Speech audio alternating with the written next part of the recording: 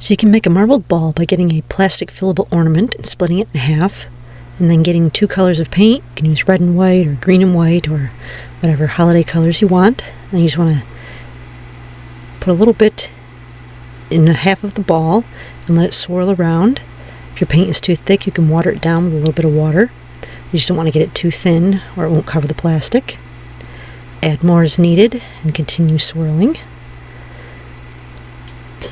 Then you can put the 2 halves together and let the paint swirl back and forth between the 2 halves until you have a fully marbled ball. So then you can just split the halves open and let them dry. And as they dry, they'll continue to marble even further. So when they're finally dry, you can put the 2 pieces back together. And then you have your marbled ornament that you can hang on the tree.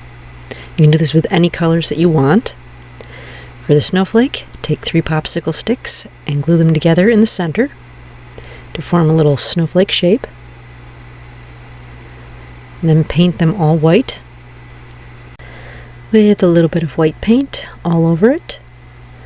And then you can add in some designs. I did some blue lines with some little snowflake designs on the edges. Then you can take some beads and go all the way around those with the beads to give the snowflake a nice little design. You can also take some sparkly plastic gems, which is the version I actually liked better. You can stick those in all the little arms of the snowflake so that your snowflake sparkles. And you can just stick a piece of thread on them and hang them on the tree.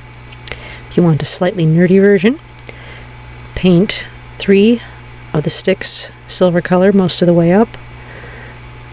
Put some black lines on them. Those are going to be some handles. And then color the other 3 sticks blue, green, and red. You can probably guess where this is going.